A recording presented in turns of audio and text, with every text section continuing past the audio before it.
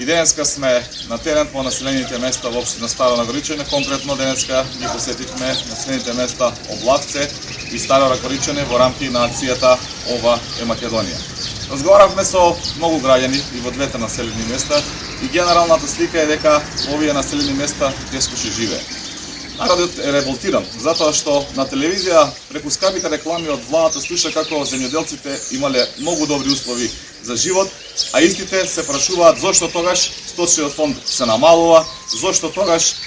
производството на храна е намалено и на тоа се зголемува увозот на храна од надвор. Се жалат на тешките бирократски процедури за добивање на субвенции кои така се намалени од порано или воопшто не се добиваат. Заедничка порака на сите е дека е доста од оваа власт, пред се на ДУИ, поддржана од СДС, и дека е крајно време ВМРО-ДПМН